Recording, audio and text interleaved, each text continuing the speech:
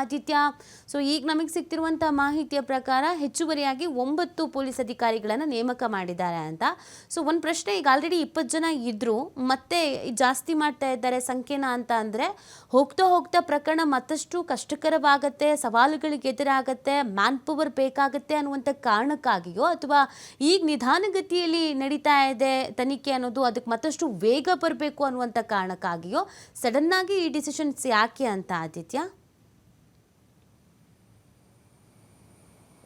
ನೀತಿ ಹೌದು, ನಿನ್ನೆ ಒಂದು ಬೆಳವಣಿಗೆ ಬಳಿಕ ಅಂದರೆ 5ಕ್ಕೆ 5 ಉತ್ಖನನ ಮಾಡಿದಂಥ ಸಂದರ್ಭ ಆ ಜಾಗದಲ್ಲಿ ಏನೂ ಸಿಕ್ಕಿಲ್ಲ ಅನ್ನುವಂಥದ್ದನ್ನು SIT ಅಧಿಕಾರಿಗಳು ಹೇಳಿದರು.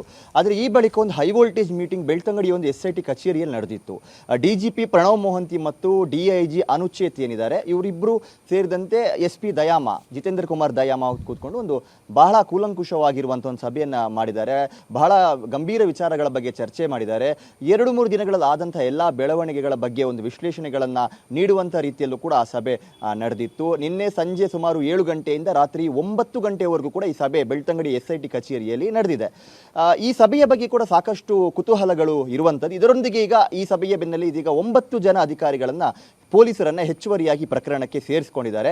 ಅಂದರೆ ಈಗ ಒಂದು ID ಕಾರ್ಡ್ ಸಿಕ್ಕಿದೆ, ಗುರುತಿನ ಚೀಟಿ ಸಿಕ್ಕಿದೆ, ಒಂದು ಟೀಮ್ ಇಲ್ಲಿ ಶೋಧ ಕಾರ್ಯಾಚರಣೆಯನ್ನು ಮಾಡ್ತಾ ಇದ್ದಾರೆ. ಇನ್ನು ಮುಂದಕ್ಕೆ ಏನಾದರೂ ಕಳೆ ಬರಹ ಸಿಕ್ಕಿದ್ರೆ ಆ ಕಳೆ ಬರಹದ ಜಾಡನ್ನು ಹಿಡಿದುಕೊಂಡು ಒಂದು ತಂಡ ಹೋಗಬೇಕಾಗುತ್ತೆ, ಇನ್ನೊಂದು ತಂಡ ಇಲ್ಲಿ ಆತ ತೋರಿಸುವಂಥ ಜಾಗಗಳನ್ನು ಮಾರ್ಕ್ ಮಾಡೋದು, ಅಲ್ಲಿ ಉತ್ಖನನವನ್ನು ಗಮನಿಸೋದು ಎಲ್ಲ ಮಾಡಬೇಕಾಗುತ್ತೆ. ಹಾಗಾಗಿ ಹೆಚ್ಚುವರಿ ಈಗ 9 ಜನರ ನಿಯೋಜನೆಯನ್ನು ಮಾಡಲಾಗಿದೆ, ಪೊಲೀಸ್ ಸಿಬ್ಬಂದಿಗಳ ನಿಯೋಜನೆ ಮಾಡಿದ್ದಾರೆ.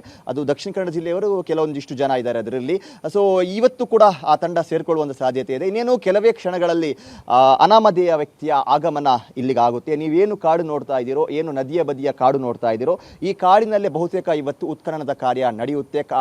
ಅಂದರೆ ಆ ಕಾಡಿನ ಬದಿ ನದಿಗೆ ಹತ್ತಿರವಾಗಿ ನದಿಯ ದಡದಲ್ಲೇ ಇವತ್ತು ಕಾರ್ಯಾಚರಣೆ ನಡೆಯುವಂಥ ಸಾಧ್ಯತೆ ಇದೆ. ಈಗ ನೋಡ್ತಾ ಇರುವಂಥ ದೃಶ್ಯ ಅಲ್ಲಿ ಪಾಯಿಂಟ್ ನಂಬರ್ 8 ಇದೆ, ಅದಕ್ಕೂ ಸ್ವಲ್ಪ ಈ ಕಡೆ ಪಾಯಿಂಟ್ ನಂಬರ್ 7 ಇದೆ, ಪಾಯಿಂಟ್ ನಂಬರ್ 6 ಇದೆ. ಪಾಯಿಂಟ್ ನಂಬರ್ 6 ಇಂದ ಆರಂಭವಾಗಿ ಇದೇ ಕಾಡಿನ ಒಂದು ಬೌಂಡ್ರಿಯಲ್ಲಿ ಇವತ್ತು ಕಾರ್ಯಾಚರಣೆಗಳು ಸಾಗೋದಕ್ಕೆ ಇದೆ. ಹಾಗಾಗಿ ಸಾಕಷ್ಟು ಕುತೂಹಲಗಳು ಇದೆ. ಯಾಕಂದರೆ ಈ ಒಂದು ಪಾಯಿಂಟ್ಗಳನ್ನು ದಾಟಿದರೆ ಇವತ್ತು ಸರಿಸುಮಾರು 5 ಜಾಗಗಳನ್ನು ಅಗೆಯುವಂಥ ಸಾಧ್ಯತೆಗಳು ಮೇಲ್ನೋಟ ಕಂಡು ಬರ್ತಾ ಇದೆ. ಯಾಕಂದರೆ ನಿನ್ನೆ ಒಂದು ಸ್ಪೀಡನ್ನು ಗಮನಿಸಿದ ಸಂದರ್ಭ ಇವತ್ತು ಹೆಚ್ಚು ಕೂಳಿಯಾಳುಗಳನ್ನು ಹಾಕಿ ಇವತ್ತು 13 ಪಾಯಿಂಟ್ಗಳನ್ನು ಕೂಡ ತಲುಪಿದ್ರೂ ಆಶ್ಚರ್ಯ ಪಡಬೇಕಾಗಿಲ್ಲ. ಬಟ್ ಒಂದು ಮಿನಿಮಮ್ 5 ಮಾಡಬೇಕು ಅನ್ನುವಂಥ ಒಂದು ವಿಚಾರ ಇದೆ SIT ಮುಂದೆ. ಈ 5 ಅಂತ ಹೇಳ್ತಾ ಹೋದರೆ 6, 7, 8 ಇದು ನದಿಯ ಬದಿಯಲ್ಲೇ ಇದೆ. ಉಳಿದಂಥ ಪಾಯಿಂಟ್ಗಳು ಅದು 9, 10, 11, 12 ಇದೆಲ್ಲವೂ ಕೂಡ ರಸ್ತೆಯ ಬದಿಯಲ್ಲಿರುವಂಥದ್ದು, ಅಂದರೆ ನದಿಗೆ ಸಂಬಂಧವೇ ಇರದ ರೀತಿಯಲ್ಲಿ ಇನ್ನೊಂದು ಅಪೋಸಿಟ್ ಸೈಡಲ್ಲಿ ಇರುವಂಥದ್ದು. ಅಂದರೆ ಮೇನ್ ರೋಡ್ ಏನಿದೆ ನೇತ್ರಾವತಿ ಸೇತುವೆಯಿಂದ ನೇತ್ರಾವತಿ ಸ್ನಾನಘಟ್ಟ ತನ್ಮೂಲಕ ಧರ್ಮಸ್ಥಳ ಕ್ಷೇತ್ರಕ್ಕೆ ಹೋಗುವಂಥ ಮೇನ್ ರೋಡ್ ಬದಿಯಲ್ಲೇ ಇರುವಂಥದ್ದು. ಏನೊಂದು ಚರಂಡಿ ಮಾದರಿಯಲ್ಲಿ ಇರುತ್ತೆ, ಮೋರಿಯ ಬದಿಯಲ್ಲೇ ಅದು ಆ ಜಾಗಗಳು ಇದೆ. ಅದನ್ನು ಈಗ SIT ಸೆಕ್ಯೂರ್ ಮಾಡಿದೆ. ಸೊ ಅಲ್ಲೇನಾದರೂ ಸಿಗುತ್ತಾ? ಇಲ್ಲಿ ಪ್ರವಾಹ ಬಂತು, ಮಳೆ ಬಂತು, ಮಣ್ಣು ಕೊಚ್ಕೊಂಡು ಹೋಯಿತು, ಭೂಕುಸಿತ ಆಯಿತು, ಹೀಗೆ 10 ಹಲವು ರೀತಿಯ ಎಕ್ಸೆಂಪ್ಷನ್ಸ್ನೆಲ್ಲ ಕೊಡ್ತಾ ಹೋದರು. ಅಲ್ಲಿ ಏನು ಸಿಕ್ಕಿದ್ರೆ ಈ ಚರ್ಚೆಗಳನ್ನು ಲೆಕ್ಕಕ್ಕೆ ತೆಗೆದುಕೊಳ್ಳಬಹುದು.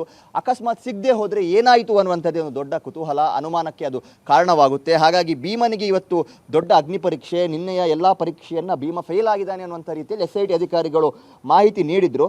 ಆದರೆ SIT ಒಳಗೆ ಆಗ್ತಾ ಇರುವಂಥ ಕೆಲವೊಂದಿಷ್ಟು ಡೆವಲಪ್ಮೆಂಟ್ಗಳು ಸಾರ್ವಜನಿಕ ವಲಯದಲ್ಲಿ ಬೇರೆ ಬೇರೆ ರೀತಿಯ ಚರ್ಚೆಗೆ ಎಡೆಮಾಡಿ ಕೊಡ್ತಾ ಇದೆ. ಏನಾದರೂ ಮಹತ್ವದ ಸುಳಿವು ಸಿಕ್ಕಿರಬಹುದಾ, ಅದನ್ನು ಸೆಕ್ಯೂರ್ ಮಾಡುವ ರೀತಿಯಲ್ಲಿ SIT ಒಂದು ರಹಸ್ಯ ಕಾರ್ಯಾಚರಣೆ ಮಾಡ್ತಾ ಇದೆಯಾ?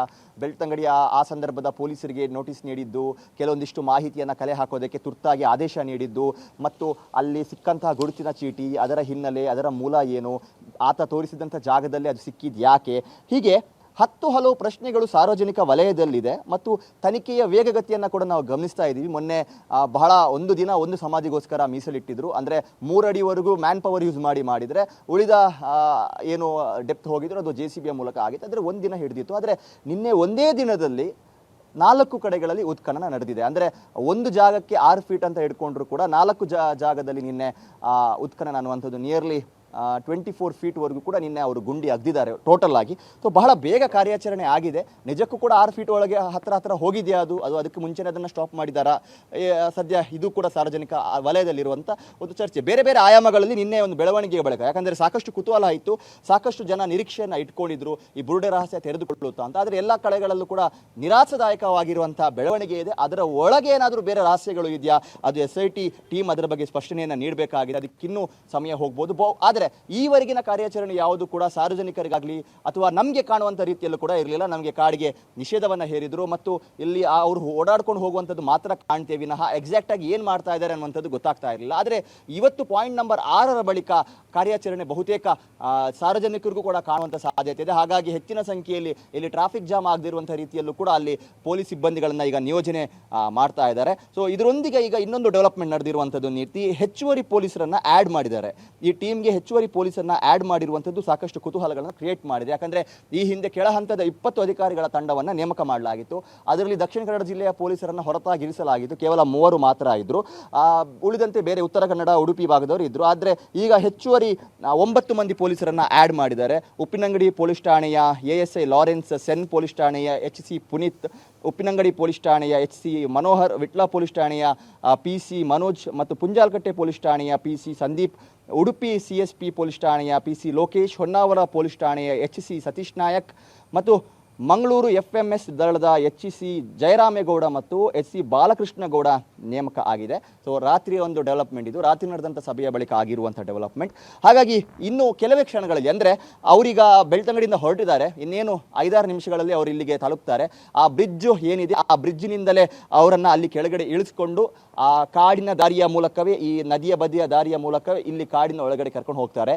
ಇಲ್ಲೇ ಸುತ್ತಮುತ್ತಲಿನ ಪ್ರದೇಶದಲ್ಲಿ ಪಾಯಿಂಟ್ ನಂಬರ್ 6 ಇದೆ, ಅದರ ಪಕ್ಕದಲ್ಲಿ 7 ಇದೆ, 8 ಇಲ್ಲಿ ಬಹಳ ಸ್ಪಷ್ಟವಾಗಿ ಕಾಣಿಸುತ್ತೆ ರಸ್ತೆ ಬದಿಯಿಂದ ಕಾರ್ಯಾಚರಣೆ ನಡೆಯುವಂಥ ಸಂದರ್ಭ.